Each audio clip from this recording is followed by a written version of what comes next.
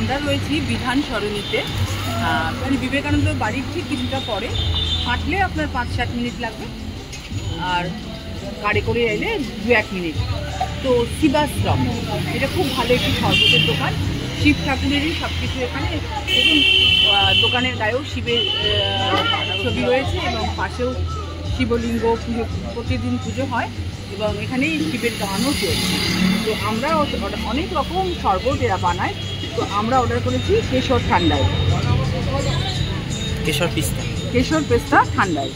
তো সেটা আমরা নিয়েছি এবং অনেক সব কিছু রয়েছে, mango, rice mango, green mango, সমস্ত কিছু ওরা রয়েছে খুব সুন্দর করে। দেখুন কত মানুষ এসেছেন, মানে একদম মানুষের অনেক বেশ কিছু জমায়েত হয়ে গেছে।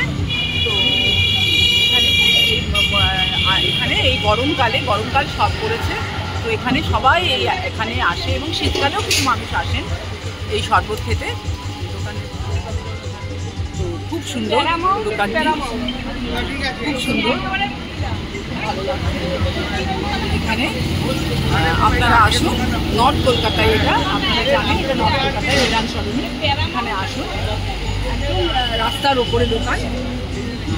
আপনারা আসুন, এখানে এনজয় করুন, এই গরমটাকে উপভোগ করুন, শরবত খান। ঠিক আছে, ভালো থাকুন।